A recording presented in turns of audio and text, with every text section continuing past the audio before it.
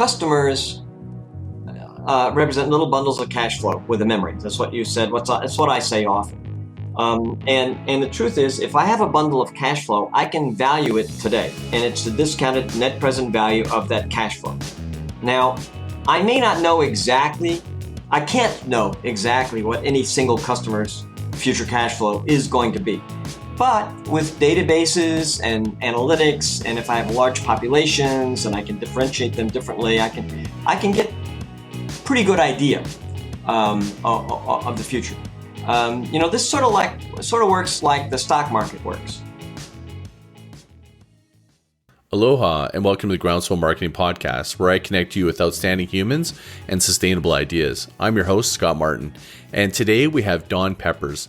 Don Peppers is basically one of the most important people that you should be paying attention to as far as I'm concerned in marketing. He's been one of the biggest impacts in my life, where I fell in love with personalization as a result of interacting with him and his content and his vision of being able to create better relationships and customer experiences with personalized engagement. And we cover off so many amazing topics in this amazing talk, everything from the history of how he got there to how he came up with one-to-one with his partner, Martha Rogers, who I also just deeply respect so much, as well as customer experience. And he goes into real in-depth, incredible little seg around customer lifetime value. So this is an episode chock full of so much insane content. I'm so pumped and so grateful because, Don is, really just my biggest mentor. So I'm so pumped to have had him on the show.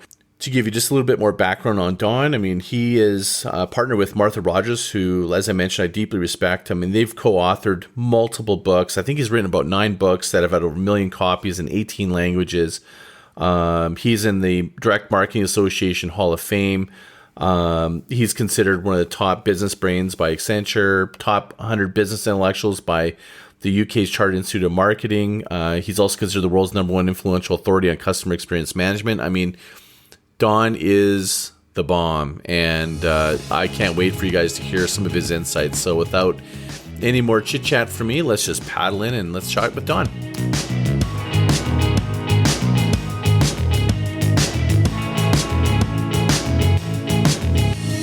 Welcome to the podcast, Don Peppers. Thank you so much for joining the show today. Thank you, Scott A. Martin.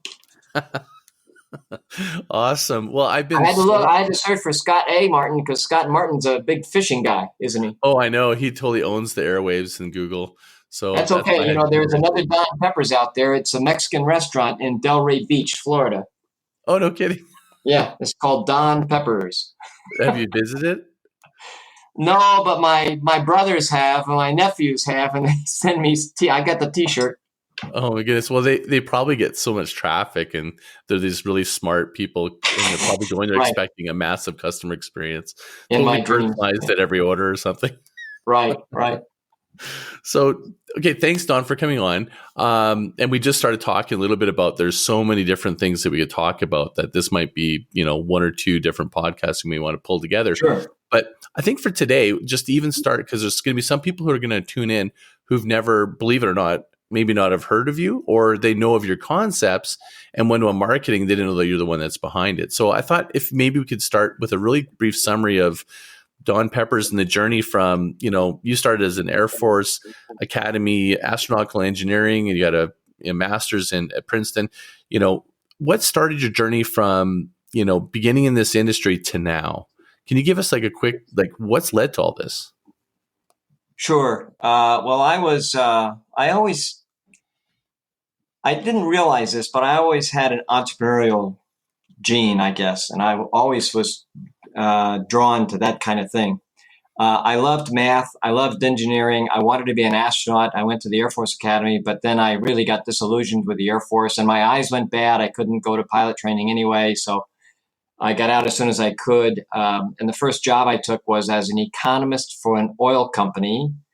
And then I was promoted to be the director of finance or something like that. I was in charge of credit management and risk management and some other stuff and cash management. And from there, I took a job through a headhunter as the director of accounting for an airline, Texas International Airlines. It was all in Houston, Texas, and I thought it was a chance to go up in the finance world. And I was drawn from the accounting discipline I became the director of pricing for the airline. This was as deregulation was just starting, and pricing was still something where it was really an accounting function. You had to file tariffs, you had to do economics and things like that. You couldn't just charge what you wanted to. You had to get CAB approval.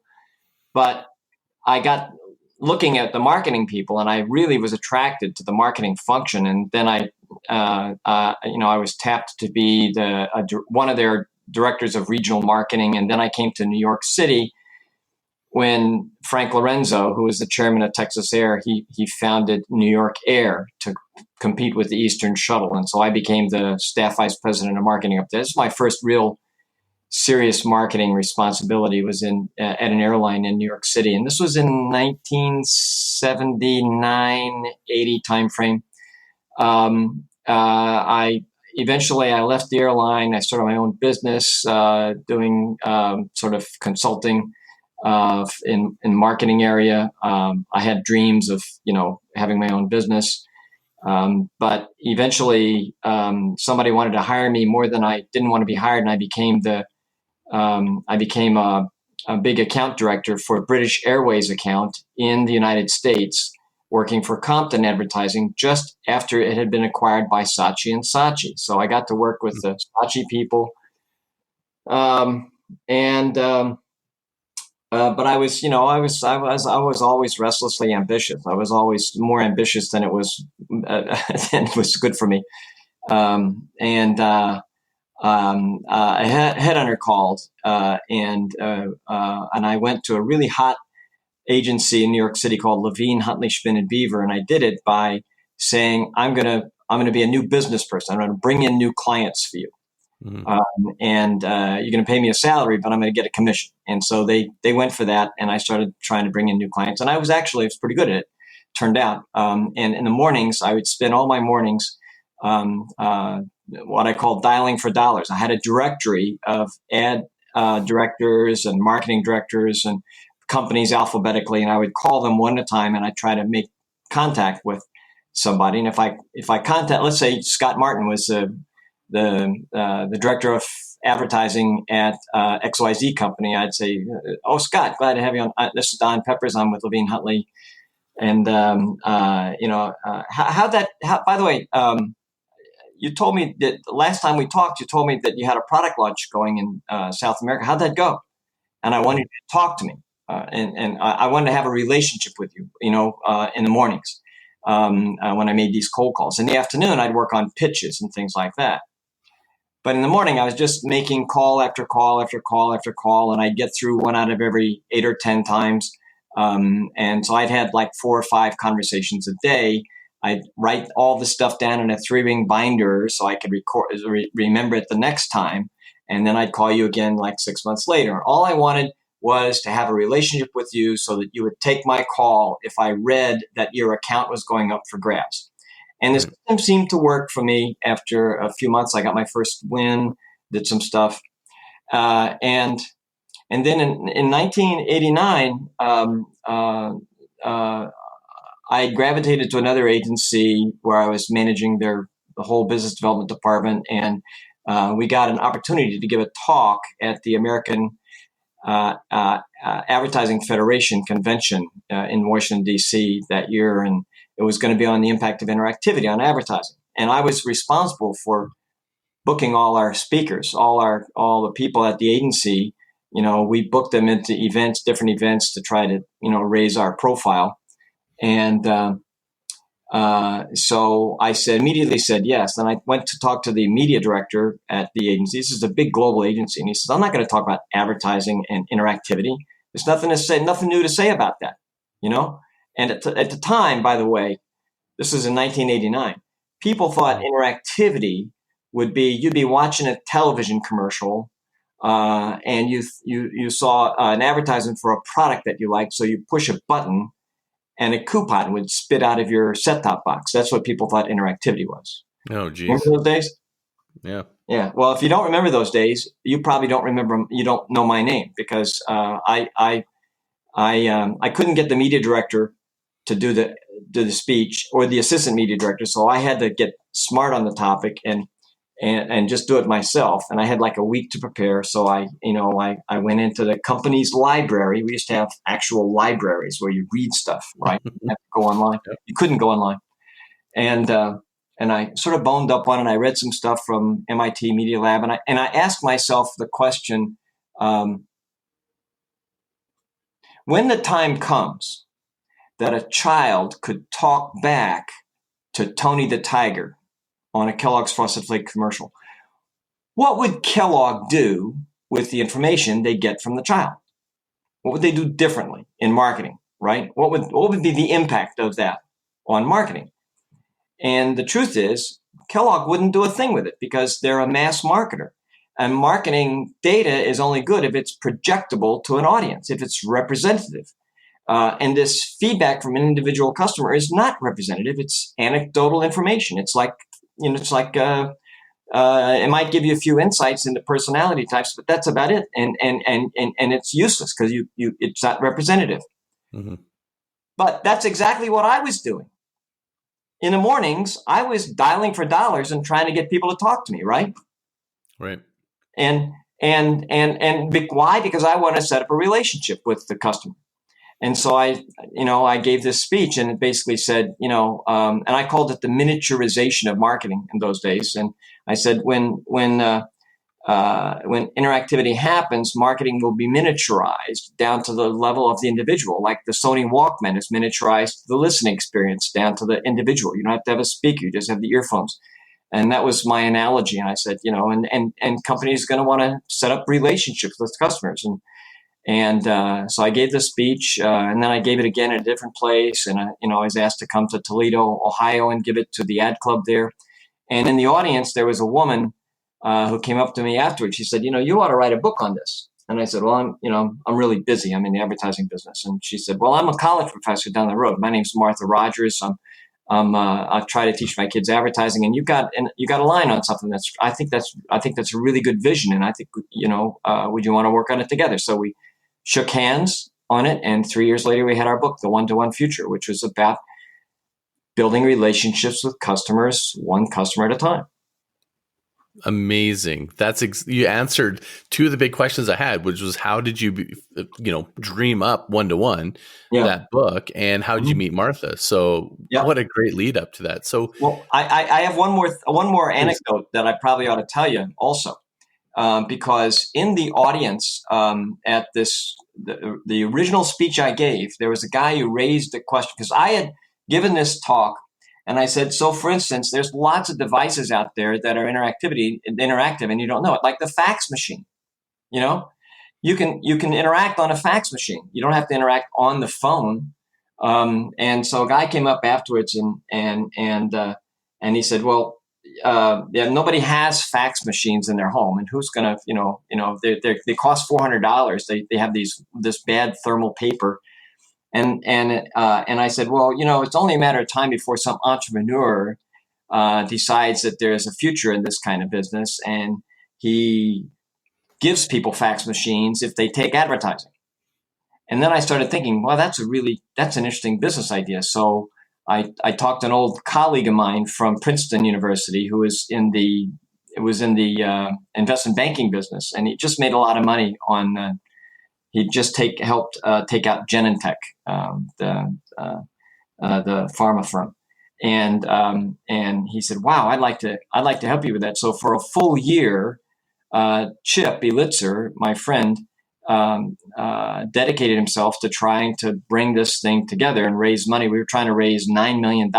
We wanted from strategic partners. We didn't want venture money because they'd want 90% of the company, and we raised $6 million. We never got the last three. We didn't found the company we spent a year doing it. But during that year, I learned a lot about how this company would work, because here was the concept. And just listen, this is why I'm telling you the story. We would, home fax, we called the company, home fax, all one word. We would give you a fax machine, but you wouldn't need an extra phone line in your home to run a fax machine, because your fax machine would be set up to your home phone line, but it wouldn't answer the phone. You could speed dial our computers. And if somebody had sent you a fax, they would be on our servers, and you would speed dial our number, and you'd download the faxes. And if you give out our phone number with your box number for people, if they want to send you a fax, they send you the fax here. So you have a fax machine in your home. It doesn't cost anything for you. And in order to get the fax machine, you had to fill out a questionnaire, things like your age and how many people in your family and other stuff, any brands that you're particularly interested in, any products that you're trying to buy, anything, and we give you the fax machine, but you have to agree to take 2 pages of advertising a day. That's it. So when you download any faxes, you get these 2 pages of advertising. They come along for free, and you can either, you can come back and buy or not. And also, we went to we would go if we launched the business. We would go to merchants in your hometown, like pizza parlors and delis and dry cleaners, and we'd get their menus and their product prices, and they would be able to have them on our server. They'd post them on our server, and we'd give you a directory. And if you wanted to, let's say, see what kind of food you could get from Joe's Takeout, you could call up, you could download his menu, and then fax your order in, and we'd relay it to Joe. Joe would give us a commission. That was the business. Sound familiar? I mean, it was almost, and so we were putting that business model together. We were talking about mailboxes and bulletin boards and what the difference is, and downloading and stuff. And that's the logic that basically informed Martha Rogers and my book, The One-to-One Future, because Chip and I were putting this business model together for fax machines, of all things. Mm-hmm. Very compelling and interesting. Like, what makes sense to me now is I've always thought the one thing that was really powerful about what you've developed in terms of a lot of these ideas and stuff is this intersection between technology and CRM. Right. And now this makes sense with your engineering background. You were toying with technology and solving customer issues or future potential with technology. And that's the one thing that at least I've seen in a lot of the stuff that you've written and talked about is leveraging technology for customer relationships. Is that fair to say that that's kind of been your personal obsession or focus? Yeah. Well, the thing is, I went into the advertising business when it was still just the end of the Mad Men era. Okay. And in those days, people talked about the unique selling proposition for your product or your brand. You treat all customers the same, but you differentiate your products in order to sell them. You differentiate your brand. And the thing is, if you didn't live at least a few years through that world, then the whole idea of one-to-one marketing and treating different customers differently doesn't sound so strange. To me, it was revolutionary. To my friends, my colleagues at the time, it was revolutionary because nobody ever thought of that before, except for very high-end client agent kinds of relationships. You didn't treat different customers differently. You treated your customers the same. You treated different products differently, but you didn't treat customers differently. Mm-hmm. So that was really, if you had to sum up the whole CRM revolution or the one-to-one marketing revolution or the customer centricity or customer experience, whatever you want to call it, it is treating different customers differently, which was a totally wacko idea to mass marketers at the time, which is why the book was so eye-opening. People just hadn't seen the world from that direction before. We were very lucky because our book, we got we got approval and we got an advance, first part of the advance on the book towards the end of 1990. The book didn't actually come out until 1993, August 1993. And in January 94, the first commercial web browser became available through Netscape. Okay. So we were very, very lucky. We hit the book hit exactly the right time. The right time. Yeah. I know. I mean, when I met you, this was when your book just came out, Enterprise One-to-One. You were speaking at a TELUS conference here in Mhm. Calgary, Canada. I don't know if you recall that or not. And Tell us. Yeah, yeah, I do. Yeah. they just bought the telecommunications company that their branding is today. Like it literally just happened. This was their Uh-huh. launch party, and they had you as their guest. Yeah. And you had given out personally signed copies to everyone in the audience. Right. And that was when the .com boom was just happening. So Right. that was obviously just That was after you written 97. 97. That's Yeah. right. Yeah. Enterprise 101 came out in 97. And so, yeah, that was right. Yeah. So one of the questions I have is from one-to-one future to enterprise, you started demonstrating examples. Must have been so much rapid change and exposure to you and interactions with people actually applying this in that short period of time. It must have been absolutely exciting to see this idea you had that was like future looking. And now you're going, oh, this is how actually people are applying it. Like, what was that like? Because you're like talking about right at the cusp of what was Yeah. been the largest, uptake in this sort of uh, marketing. We got a little bit of feedback. I'm not sure what that Sorry, is. that was my bird clock. I apologize. I forgot to turn off the Your bird bird clock. clock? Yeah. Amazing. Yeah. That's Doesn't awesome. everybody have a bird clock? It has bird calls every different hour. I still don't know the names of all the birds. A bird clock that gives a different bird sound every Yeah. hour. Well, me and Jill love birds. I never thought of that. That might be a future gift for her. Yeah. Just go get a bird clock on Amazon. There's hundreds of them. Well, what we did do is we Yeah. actually downloaded bird sounds there's Mhm. an app on your Mhm. phone. Mhm. And we were trying to Yeah. match and try to figure out. It's like I think it was like where you can kind of figure out like what the bird sounds are, so you can identify the birds. Yeah. Anyways, we played one on speaker, and the Mhm. bird was dive bombing us because it was a mating call or something, Yeah. and it was Oh, that's funny. awesome. Oh, that's Yeah, great. I love that. Yeah. yeah. We That's great. digress. Yeah. Uh, okay, so we were just talking about before the bird call, So, the one-to-one future and the time between then when you wrote that book of yeah. going, this is future to enterprise one-to-one.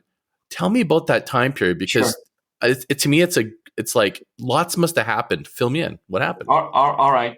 Well, first, I had my last job in the advertising agency world was with Chiat Day. I'd gone to Chiat Day as the head of their direct marketing unit, which was called Perkins Butler, after Bob Perkins and Bill Butler, who were still around but good guys, and I mean they kind of made their money when Chiat bought them, and so I was running the direct marketing function there and doing new business, but mostly direct marketing. Um, and then uh, and then they had a reversal. Chiat had a big reversal in New York City, and they had to shut down a lot of businesses and cut some staff. And I was a very expensive executive, so they laid me off in January 1990. I got 4 months severance, and that's good because we were 2 months in debt. So, um, and I had an alimony bill. We were carrying an alimony bill and other stuff, and so I went out on my own to do marketing consulting for different companies. So I had a reputation as a new business expert, right? Getting new clients. So I could give workshops and things like that. And that's what I did. And it was right at the time that Doubleday gave Martha and me the advance. They gave us the advance in December 1990. And January 1991, I was laid off. And the cover story for the layoff was that I quit to work on my book because we didn't want clients to know that Chiat had not made that money and was losing money. Right. Okay, so I'm in business on my own while Martha and I are writing this book, and we're faxing things back and forth. So we didn't even have real email yet between us, not much. We're faxing back and forth, and we're writing and writing. So we write the book. Finally, we get it out in August '93, and nobody notices it until finally we get our first review in Fortune magazine in December 1993. Now, only word I remember from that review was the word obnoxious. Yeah, they called our book obnoxious. And I thought, oh man, what? Oh, that's really bad. And that was in December 90, the December issue of Fortune magazine. And guess what? 3 weeks later, I think it was like during Christmas, New Year's week, Tom Peters named the one-to-one book his choice for book of the year. He Oh, said wow. it had kept him up across on a transcontinental flight from California to New York. He hadn't slept on the red eye. He just read this book cover to cover, every word, and so that was really uplifting. And with that, we went back to Doubleday, and the Doubleday person who signed our check, Harriet Rubin. She had the Currency imprint. What she really wanted was she wanted me to write a book about my exploits as a new business guy, because I pulled all sorts of stunts. I would, um, uh, I can get into it later, but I was a press hound, and I was well known for my new business pranks and stunts and stuff, and so we signed a 3-book deal in '94, and the 3-book. I'm sorry. In '94, I signed a book deal myself with Harriet to write Life's a Pitch, Then You Buy. Mm-hmm. I was writing that book. And as that book came to be, Harriet liked it more and more. And so Martha and I signed a 3-book deal. Enterprise One-to-One was the first book. One-to-One Manager and the One-to-One Field Book were all part of the same basic deal with Doubleday. Mm-hmm. They're going to publish all the books. Separately, in middle of '94, a Japanese company, it wasn't Dentsu, but it was the other big advertising conglomerate. They contacted us and wanted us to write a newsletter for them. They were going to put out a weekly newsletter, and they needed about 1,000 words. So we agreed to do that, and we're getting paid like $5,000 a month for 4 articles, and it was not bad. But those articles became the chapters of the one-to-one of Enterprise One-to-One. We started writing about Enterprise. We basically put Enterprise One-to-One together from the newsletters that had only appeared in Japanese, and so we put that book together that way. And with I don't know if you remember Enterprise One-to-One, but it had we had a couple of graphs when you look at your customers. If your customers are more different in terms of their needs than in terms of their values, you have different kinds of marketing that were appropriate. We had customer differentiation matrices. We had marketing capabilities matrices. If you could customize or streamline those kinds of things, so that book came out in '97, and then in '98, I think the field book came out. In '99, the One-to-One Manager came out. So it was a hotbed. In late '94, Inc. magazine called and wanted us to come up and talk to them about one-to-one marketing, and I did the honors. Martha was still working as a college professor, so I went to Inc. magazine. I did this stuff, and they said, "Well, one-to-one marketing doesn't work for everything." And I said, "Yeah, it's pretty much almost anything. It can be applied to almost any industry." And I gave them a challenge. I said, "Why don't you send me and Martha 5 or 6 company situations, and we'll tell you how one-to-one marketing can be used." And so they did that, and we came up with these ideas, and they really liked it. And then George Gendron, who is the editor-in-chief of Inc. magazine, said, "This is one of the most important business books. I think he said one of the 4 or 5 most important business books ever written." He said, "The One-to-One Future." So that's and they put us on our cover on Inc. magazine's cover. So all that, then we were off to the races, and then we started. And of course, I was already full time on it because I lost my job at the advertising agency, and I was working on this all the time.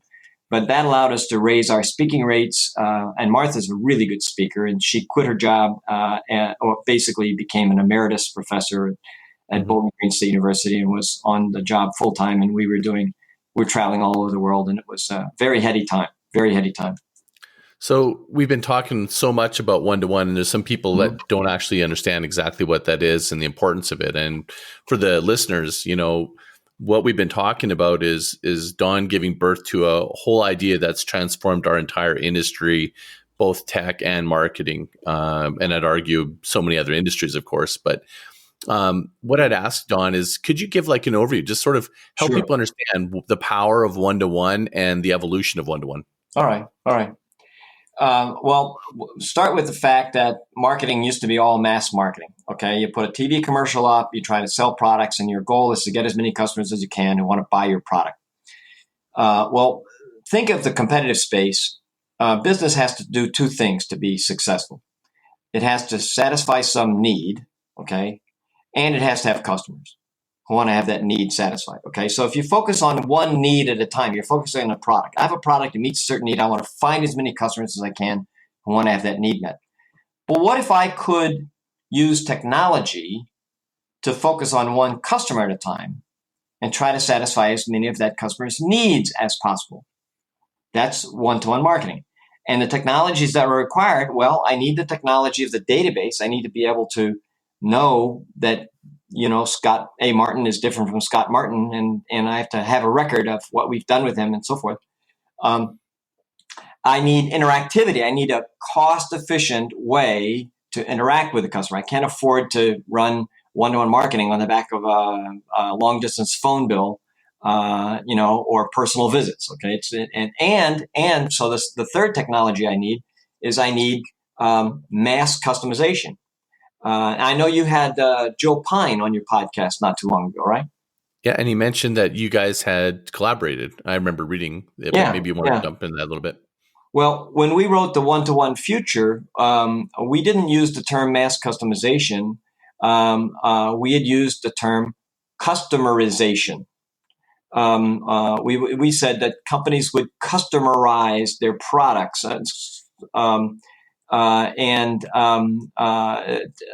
So that they or customize some aspect of their offering to individual customers, and so that's the third technology is the basically computerized mass production. How do you customize things inexpensively at scale? And we thought that was an inevitable technology. We didn't delve greatly into it, but basically, if I can tell who you are and I can interact with you one at a time, okay, and if I can produce individualized products, then the marketing equation changes. It used to be I make a bunch of products and then I tell you what I've got and you either buy or not. The new dynamic is I know who you are, you interact and tell me what you want, and then I make it for you. So the customer is now a collaborator. He's teaching you how to treat him or her, as opposed to simply a passive recipient of what you think the customer is likely to want and what millions of other customers also want the same exact way, right?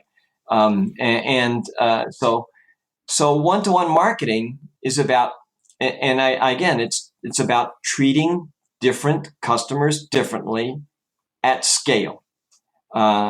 Using computer technology, interactivity, databases, mass customization. Those are the three pillars that make one-to-one marketing possible, where you tell me what you want, I make it for you. And that's, by the way, that's where Joe Pine lived only a few miles from me in Connecticut. And I didn't know him, but he called me up and we started talking, and I read his book, and I said, this is great. And I'd read Stan Davis's book before, but I hadn't really focused on the term mass customization in his book. But Joe's book was really great. And so we collaborated on Joe and I and Martha collaborated on HBR piece, which was titled, "Do You Want to Keep Your Customers Forever?" And the theme was, if you can get a customer to tell you what he wants, and then you mass customize it for the customer is going to be predisposed to stay loyal to you, even if your competitor has the same exact product, can customize it exactly the same way. He's going to stay loyal to you because it's more trouble for him to go reteach the competitor what he's already taken time and effort to teach you. And we called that a learning relationship. A relationship that gets smarter and smarter and smarter, because basically a relationship that develops its own context. And the richer and deeper your context, the complexity of a relationship is with an individual customer, the more naturally loyal that customer is going to remain with you. Because it's more trouble to recreate that relationship somewhere else. And so when people hear this, what do you say to the individuals that are feeling a little overwhelmed, going, well, that must be really expensive or complex to deliver? Well, I'm going to tell you one funny story. A person asked that question. Martha and I gave a joint presentation to the Direct Marketing Association convention in Chicago, which I don't remember what year it was, but I think it was 97 or could have been 98, but I think it was 97. There's 4,000 or 5,000 executives in the audience from the direct marketing, but basically the direct mail business was there, right? Direct Marketing Association. Mm-hmm. And we made this talk about setting up relationships with individual customers. So, and a guy got up and he used the microphone. He said, "Yeah, I hear you, but and I understand how important customer relationship might be, but it's the process you've described seems awfully complex and difficult to implement. Is there a shorter, simpler way to set up a relationship?" And Martha took the mic and she looked at me and she looked at the questioner and she said to the audience, "Well, isn't that just like a man?" Jeez. It brought everybody down. It was a great comment. Well. So yeah, it's complicated. It's complicated, but you know what? People are doing it now. It's today one-to-one marketing, CRM, treating different customers differently. That's the dominant form of marketing today, really. Well, I mean, isn't one of the things, at least in my mind, is by going through the process of doing that, you're ultimately reducing friction, and you're creating, and that's going to create eventually efficiencies that will allow you to scale. Yeah. Oh, absolutely, absolutely. In fact, this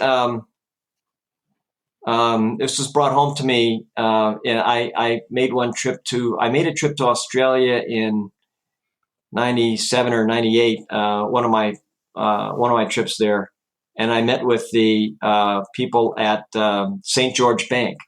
And St. George Bank had just introduced a revolutionary idea in their ATMs, and the idea worked like this: when you log on to the ATM and you put your PIN code in, it says, "Welcome back, Mr. Peppers. Would you like your usual $100 cash, no receipt? Yes or no?" And if you want your $100 just the way you always get it, you push yes and you go. If you push no, then you can pay bills, get $500, get a receipt, do what you want. And so in those days, that was revolutionary. These days, all ATMs kind of do that. What's your usual? But in those days, I still lived in New York City, and I did a lot of work in New York City. I lived in Connecticut, but I went to New York City all the time, and I used a Citibank ATM once or twice a week. And every time I logged onto the ATM, I put my PIN code in, and the first question is, "What language would you like to speak?" Because I could choose 6 languages. Different. Yeah. So what's interesting is about this visit with St. George Bank, I really congratulated the marketing people on having come up with this. And in the afternoon, I met with the CIO at St. George Bank, who I don't remember his name, but he was a big, gruff guy, kind of with a walrus-like. And I said, "Wow, that was really terrific that you guys programmed the ATMs. It's such a great customer experience. It's really good relationship building with customers and good service to remember the customer." And the CIO looked at me incredulous. And he said, "What? That's not why we did." I said, "What? Who told you that? The marketing people? Did they say that's why we did this?" No. No. Are you kidding me? I said, "Well, why did you do it?" And he said, "Look, real estate for ATM machines in Sydney, Australia is expensive. It's difficult to come by. This way, we put a machine in place. We serve a lot more customers in the same amount of time." End of discussion. There it is. Yeah, and there it is. Right. It's Yeah. both lower cost and better service. And you can think of it this way: if what you're doing is finding out what a customer wants and giving it to them one at a time, then you don't have to produce a bunch of products on the chance that they want it, and there's a lot of inventory waste. Yeah, Uh, no uh, economic waste, as Joe Pine calls it. I'm sorry. Joe Pine calls it economic waste. It's economic waste. Yeah, it's Yeah. economic waste. It's exactly right. It's or in the case of an ATM, it's you get better asset utilization by being more efficient with the customer interaction. So yeah, it's if you do it right. But interesting that you would use the word friction, because I use that word friction all the time these days when we're talking about the customer experience. When I talk about customer experience, Joe and I talk about it slightly differently. Joe is really talking about when you're actually selling an experience. I call that a capital experience, like Disney sells an experience, Ritz-Carlton sells experience. But 99% of the time, when a customer wants to buy something from you, it's not because they value the experience. The experience is what they have to endure to solve the problem that they're coming to you to solve. If that problem would go away without them buying anything from you or doing anything, that would be the ideal experience. So what I say is the ideal experience is one that is frictionless, so frictionless it's almost invisible.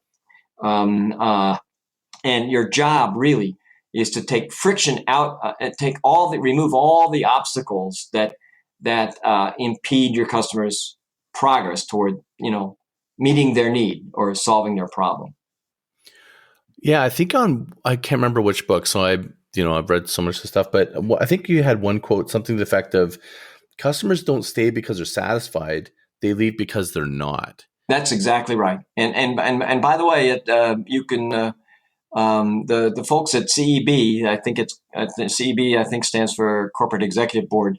They wrote a book called The Effortless Experience, and one of the things they did was a survey of some 97,000 consumers, and they looked at the correlation coefficient between customer retention and customer satisfaction. And the R squared, the correlation was 0.13, which is almost nothing. I mean, the correlation between good grades at university and a high salary is 0.74, right? Mm-hmm. And however, the same survey showed that when people are dissatisfied, they're highly likely, much more likely to depart. So what we say is, the customer experience, it's really a great opportunity to lose your customer. It's not so much an opportunity to keep your customer longer. You have to do that by engaging them emotionally and customizing and keep in mind that the experience has to be more and more frictionless. Right. While we're on the topic of experience, I think one of the things that when people say the word customer experience, I think a lot of business owners, they think that, well, customer experience is like our call center. And they don't, or they think of it like, oh, we need to create an experience like a Disney, sort of experience or something. And I don't think they're really grasping what customer experience is. Do you think you could really articulate what customer experience really is? Well, we've defined it at Peppers and Rogers Group. We've defined it specifically as the totality of a customer's interactions with a brand over time. Very simple. I love that word, totality. Totality of a customer's interactions with the brand. Now, here's why this is important. It's interactions with a brand, not interactions about a brand. So when I tweet my dissatisfaction with XYZ company, that's not part of the XYZ customer experience. Okay, if unless I interact with them in some way or they interact with me, the brand messaging that comes is not really part of the customer experience. It raises my expectations for what the customer experience should be, or maybe it lowers my expectations if it's bad advertising. Okay, so we define it that way. I think Shep Hyken says it's the customer's perception of these interactions, but I think the customer experience is a real thing. And while every customer will have their own subjective view of it, the experience itself is reality. So I think you tackle it that way. So that's the way I would define customer experience. Now,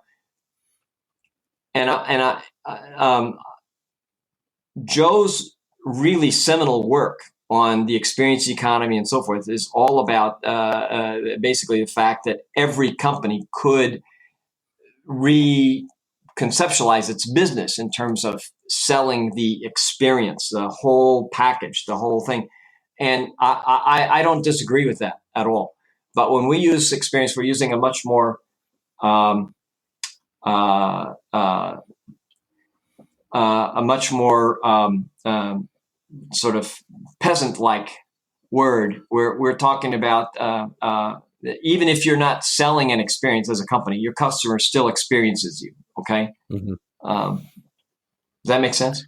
It does. And, one of the things that at least I've experienced in my years being in the agency background and being somebody who's taken your books as, my guidebook for helping guide my clients, one of the challenges that I've found, and even in customer experience, is talking with business owners or senior executives because they don't really quite grasp what the benefits are from customer experience. I mean, they understand that they want the customers to be happy, but the one thing that I think is challenging them is they're kind of trying to connect that to the bottom line. And I'm just going to read a quote that I read recently from you that is one I think is really powerful because it really connects with someone who's in that role is really focused on the P&L statement. And I'm just going to read it aloud, and then I'd love to hear what your thoughts are. So, a customer is really a bundle of future cash flows with a memory, and these future cash flows will increase or decrease based on how the customer remembers being treated today. I love that because it suddenly takes this sort of marketer, kind of like, sort of presentation layer to it and distills it down to the cash flow. And I think that's how some people think. They're just not, they don't care that they have customers have better experience. They're just going, how can we make more money? And I love that quote. Did you want to kind of expand on that a little bit? I often tell audiences when I speak to them that customers create two kinds of value in the present. Okay, they buy or buy things or cost money. That's the cost that you have to book in the present. But they also change their mind about you in the present. If a customer calls you with a complaint, let's say, and you don't do a good job handling the phone call, let's say, and after 5 minutes on the phone, he slams the phone down in disgust. He's angrier now than he was when he started, right? Didn't your business just lose a little bit of its future cash flow just now? So the value of your business, which is nothing more than the future cash flow you're going to generate, the value of your business declined a little bit. And the thing is, you're not going to realize the cash effect of that bad phone call until much later when he doesn't come in, or maybe his friends don't come in as often. But the value was destroyed with the experience, okay? And the problem is that under most people's accounting rules, customers are not capitalized assets. If I have a warehouse full of $1 million worth of product and it burns down, I have to take $1 million hit to my bottom line this quarter, because the product's burned. Okay, it all burned down. But if I have 1 million customers and I do something terrible and outrageous, all 1 million customers, so they're not going to come back, I don't have to report that on my bottom line at all. It doesn't go anywhere. And so part of the problem is when we put incentives and metrics together based on accounting convention that is physical things that are bought and sold, this quarter.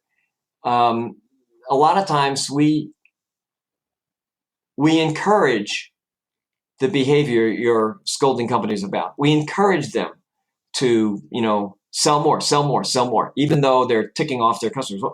I think it's really good for a marketer to think about marketing the way a farmer thinks about farming. Let's compare two farmers, Jones and Smith. Good farmer Jones, he's got 1,500 acres, and he's very careful with it. He fertilizes it all the time. He always leaves 300 acres fallow every year, a fifth of his land he leaves fallow every year, doesn't plan on it, so it'll replenish itself. He uses the right weed killer, and his land remains productive for a long time.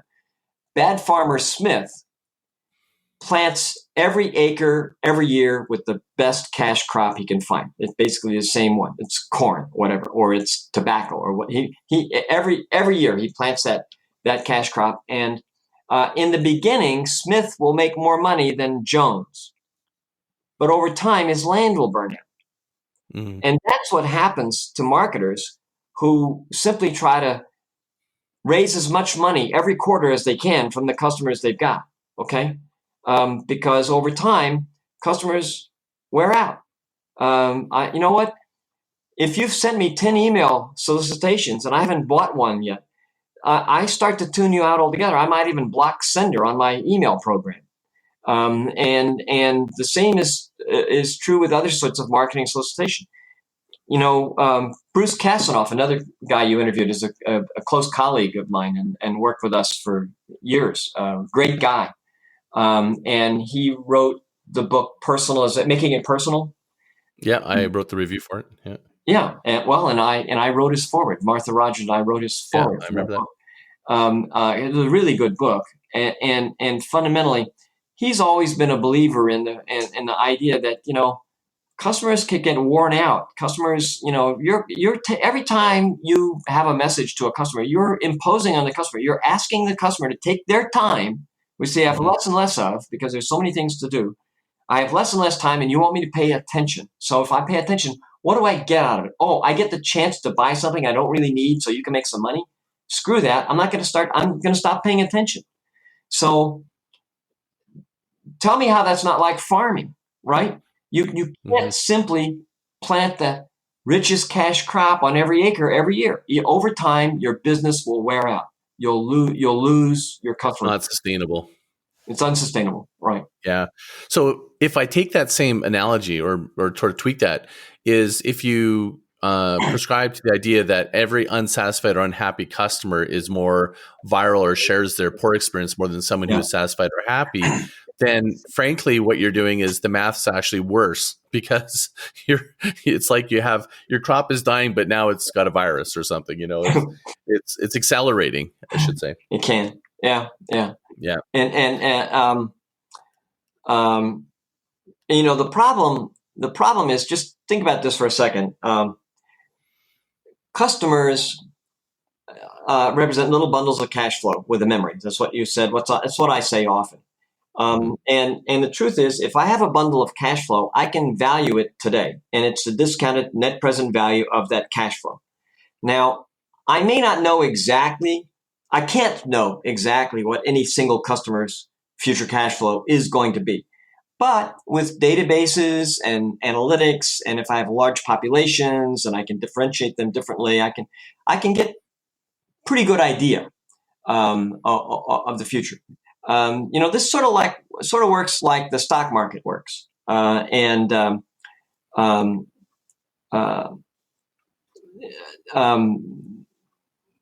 Myron Scholes, I think it was Myron Scholes, the Black-Scholes formula. He's one of the authors of the Black-Scholes. So he said that he would consider a stock market to be efficient if at any point in time a company's stock was no less than about 50% of its real economic value and no more than about 200% of its real economic value. He would call that market reasonably efficient. And I think the same kind of standard could apply to thinking about customers' lifetime values. Even if I can't know what a customer's lifetime value is, doesn't mean the lifetime value doesn't exist. It means that I can't know it because it's the future. But if I can approximate it and I can get between 50% of it and 200% of it somewhere with reasonable amount of consistency, then I can make decisions based on that.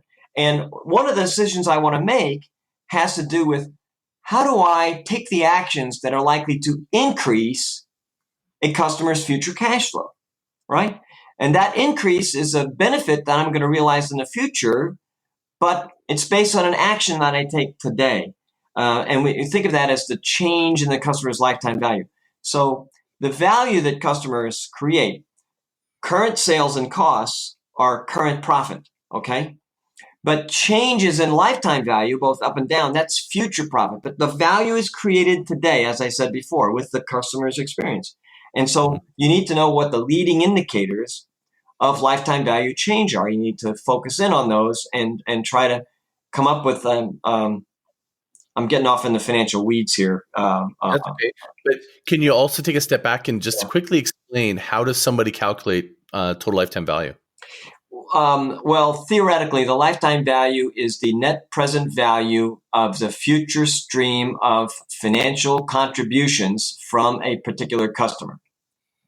So what that means is profit that you're going to make on that customer, and there are a lot of accounting issues in dealing with this. Is it fully allocated profit? How do you allocate things like advertising costs across populations and that kind of stuff? Those are all technicalities. The idea is think of the customer like you'd think of a stock in your portfolio. The value of the stock is the value of the company is that stock represents is the future stream of cash flow that company is going to realize for its investors. Period. End of discussion. It's a very well known economic theory, but it's from finance, and a lot of marketers, don't mix well with math. Right. And is that where you've really synthesized this whole topic of discussion on return on customer book? Boy, I'm glad you brought that book up. That is the least read and yet one of the most important books that we've ever written, Return on Customer. I love it. Thank you guys for giving me the advanced copy of it. I love that thing. I still have it on my shelf. Oh, good. Well, I'll tell you, our argument was that you should think of customers as a scarce, productive resource, like labor, like capital. Customers, you can only create whatever value you can create with the customer somehow. You either have to have the customer or acquire a customer, and then you create value. And there's no secondary market for customers. You can't go to a bank, borrow some customers, create some value, then pay the customers back with interest. It doesn't work that way.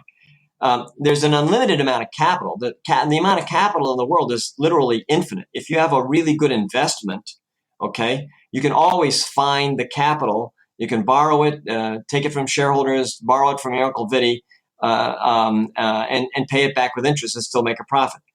So if customers are a scarce economic resource, and right now we think of return on investment as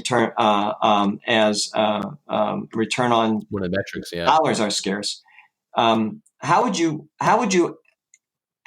write return on customer? What would that be? Well, our argument is it's directly analogous with return on investment. If I buy a stock for $100 and it pays me a dividend during the year of $5, and at the end of the year the stock is now worth $110, my ROI is 15%. 5% of that ROI is in the form of the dividend that I collected in cash. 10% of that 15% is in the form of the increased value of the stock, which I may or may not realize when I may or may not sell the stock to realize it, but it's an increase in value of the stock, right? Mm-hmm. The same direct approach to return on customer works. The return on customer is the profit you make from the customer, okay?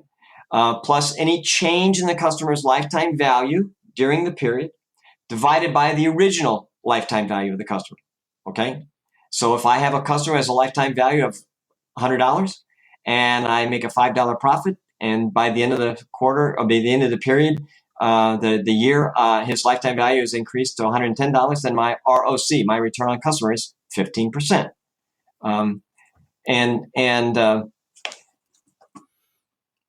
It's hard to see how this is different from ROI, but let me give you an example. Let's suppose I have two marketing initiatives. I could pick either one. In marketing initiative A, I have to invest $100 per customer, and I'm going to make $100 in profit per customer. So that's an ROI of 100%. Okay. Investment B, alternative B, is I have to invest $200 per customer. Okay. And I make a profit of $150 per customer. So that's ROI of 75%. Now, if you make your decisions based on ROI, you picked the 100% ROI. Right? Mhm. But what if you only have one customer? Wouldn't you rather have a $150 profit than a $100 profit? You see? Right. And what if you only have 1 million customers? Wouldn't your answer be the same? Because both the ROIs are above your cost of capital. 75% ROI is great. 100% is better, but 75 is just fine. Anything as your return on customer has to be above the cost of capital, but as long as you're above the cost of capital, you can make decisions on ROC, not ROI. That was our insight in return on customer. Love it. The way I've kind of explained it to people is ROI is like short-term tactical individual activities, where return on customer is much more long-term vision of future cash. That's true, because it inherently works in the customer's lifetime value, which depends on the customer's memory of his experience today. What we tell clients is, look, it's the customer's memory that links your first quarter results with next year's shareholder value. It's the customer memory that provides that link. So, okay, so we've kind of gone down the path of now measuring the one-to-one. One of the things that comes up that kind of connects you and me in terms of our relationship of how we got to know each other is back in the day in early, 2000 or late 1990s, privacy was a big issue because, and right now the word privacy means something so different than when you and I first connected. Right. And when you and I met, after I read that book, I saw an opportunity, a window, an opening, and that was how can industry? Because I just loved the way personalization industry was exploding, the things it could do, and I saw this lightning rod, privacy, coming up. I met Bonnie, I can't remember her last name, Lowell, in New York, and several other really key individuals, and was like, we need to create a consortium for self-regulation, and that's where you and I connected. Yeah, I remember that. Yeah. And we started the nonprofit industry group around ethical information management together. And admittedly, I was way over my head. I was really young at the time, and I was, fighting above my weight class, and it was such a great experience. My question to you is, how do you see privacy, impacting these concepts today and going forward in the future? Because I feel like you've given birth to what really now is becoming AI. Personalization is sort of like the mid step in my mind towards AI. Where do you sort of see those issues? Is there an issue? Is it going to be solved? I think that's a big issue. There's a big issue. And I think that, privacy is an area that Martha and I really got wrong in our book. We have a chapter called Make Money Protecting Privacy, Not Violating It. And our idea was that in the interactive age, there would be a whole host of businesses that would arise as information intermediaries. And again, we were visualizing the business model for HomeFax. And the information intermediary would be a company that says, hey, Scott, give me all the information about, the products you want, the things you are, the things you like to do, stuff like that. And I'll represent you in the market. And I won't reveal your identity, but I'll get you the best deals on the brands and products that you want using your information, right? And that would be a privacy intermediary. So you could get very personalized service, and the person that sells you the product doesn't even know who you are, let's say, right? And that so we thought that was the likely future. But, it hasn't worked out that way. And there aren't many. There's Doc Searles has something called the VRM movement, the Vendor Relationship Management movement. And it's got, promising ideas and business models. And there are some other things out there. But fundamentally, the problem with privacy is that people, at least in the United States, just weren't worried about it. It just wasn't in their frame of reference. They just didn't think about it. And so now we're at the stage where a company like Facebook or Google knows everything about you. There isn't any recourse. Or they're getting such a benefit that they don't care. They just give up on it, going, well, I'd rather have this experience and access to this technology or this, network, and I guess I'm giving up on my privacy. People just and the flip side of that is they're exploiting personalization, because by feeding you news that caters to what you've clicked on in the past. They're basically building all these filter bubbles, and you know, for Facebook, um, um, trolls and extremists make a lot of money for them. They bring in a lot of clicks, and clicks sell advertising. So fundamentally, it's in Facebook's economic interest to facilitate that kind of socially unproductive, very destructive kinds of communication because it's profitable. And to their credit, they're trying to get a hold of that now. I predict Facebook is not going to be Facebook is the AOL of this century. They're not going to be around for another more than 10 or 15 years. Yeah, I think the sentiment is shifted for them. Yeah. And that was always the concern about personalization, is that it could be used for wrongdoing. Yeah, and think about it. It's I don't think Zuckerberg and Sheryl Sandberg, I don't think they're evil or wicked in any way. They're just business people, and business people do what business people want. I want to make a profit. I want to make a profit on the company, but I don't think yet they have truly visualized the gravity of the problem that they have created. And if they did, what I'd be doing if I were the CEO of Facebook? I would be trying to get competitors to go into business, and I would tell our competitors, if you go into business as a Facebook too, and a customer chooses to leave us to go to you, we will give you the information we have on them. That's how much we want our customers to trust us. And you know what? They'd still be a multi-billion-dollar enterprise. Okay, but if they want the trust of customers, they're going to have to do a lot more than they've done so far.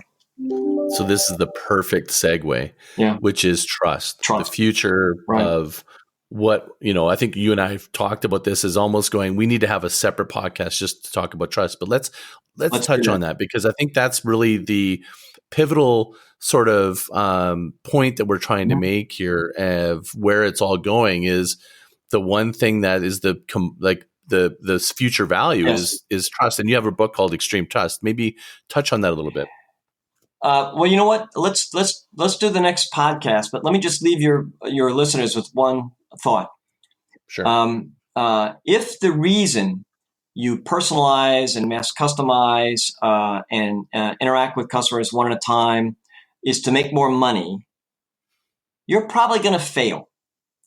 But if the reason you personalize and mass customize and treat different customers differently is to improve your customers' lives personally, each one, then you'll probably make more money. And it's not a foregone conclusion. There's a lot of other things have to happen, but it's much more likely that you'll make money by having the trust of your customers. And I mentioned AOL. That it's a really interesting juxtaposition I'd like to leave you with, and that's the difference between AOL and Apple.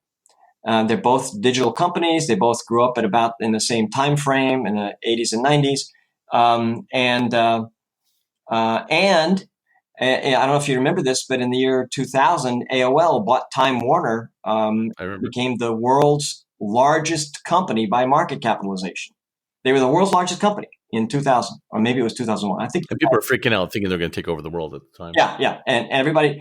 And yet, AOL was never able to make the transition from dial-up to broadband. They never actually succeeded in making that transition. And they went out of business. They were bought by Verizon for like less than 0.5% of their former market capitalization, a couple of years ago. And contrast that with Apple Computer. Apple started as a computer company. And then they became a music company. They became a phone company. They single-handedly created the tablet category. And at each junction, their customers were rallying to they really wanted Apple to succeed. And the big difference is Apple has always been maniacally focused on the user experience, the customer experience. They of the big horsemen, the five horsemen of the big data tech, Apple is probably the single horseman that really knows, that really wants to protect their customers' privacy more than the others. They've always been focused on the user experience, whereas AOL was always focused on their revenue. And they were widely known for making it, comically difficult to quit the service, charging people more than they had to pay because they just didn't pick the right plan, on a regular basis. You can look up YouTube. If you Google YouTube and AOL, you'll see all sorts of these horror stories. And that was their reputation. And they did make a lot of money for the short term. They're like Bad Farmer Smith. They planted every acre with the richest cash crop, and they reaped what they got.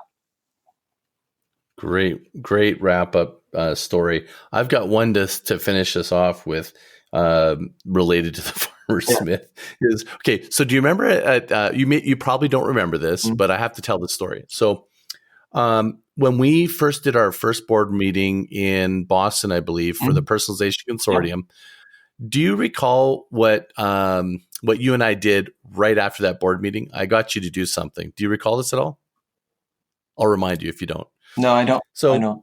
I'm going to do a backstory. So when I was doing this business, when I was starting my startup, I didn't have a lot of budget, and I had to really motivate my staff. I had 12 staff, and we had this big vision. Like, we were going to start this consortium. We're going to be this personalization agency that was going to, build around your teachings of one-to-one marketing, where we work with technologies and all this kind of stuff. So in order for me to kind of get more from my staff, I had to come up with some ideas that would just motivate them. And one of the things that I came up with was feed the chicken.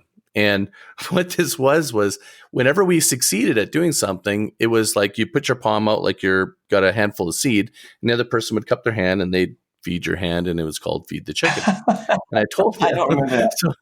Okay. So Eric and I, we were at the board meeting, and I told all my staff, I go, if we believe it or not, this actually carried more weight than me paying them. I said, one day I'm going to get Don Peppers, when we launch this thing, to feed the chicken. And right after that event, I did that to you, and you looked at me like, what the fuck is this? And you just like look almost like in almost like disappointment. Like, we had gone so far, and then you do this, like, I don't know. But Eric and I laughed so freaking hard, and I phoned all the staff on the conference phone after that, because it was like, I don't know, 11 o'clock at night, because we're at a steakhouse. And I literally got cheers, and it was like, you have to understand, for my company, my little agency, it was like the moment, and feed the chicken was our war cry. So that's cool. Anyway, thank you, Don. I love it. No, I don't remember it. Sorry. I must have blocked it in my brain. It happens so fast, and I think you're like, okay, I got to get out of here. So this is crazy. So with that, I guess we'll feed the chicken virtually and wrap this one up. And we'll look forward to having you, Don, back talking about trust. Thank you so much for being on the show today. Thank you, Scott. You bet. Well, there you have it. Thanks so much, Don, for being on the show. I couldn't be more happy with that episode. It was such a great interaction and so much value. I can't wait to record the next one with Don. Everyone out there, hey, thank you again for all your support. Please post a review and even post some what you learned, what you'd like to hear. And if you want to email me, scott@groundswell.marketing. Let me know how you feel about the show. If you have any show ideas or you want to reach me for any reason whatsoever, love to hear from you. And thank you so much for the support. We'll talk to you on next episode. Mahalo.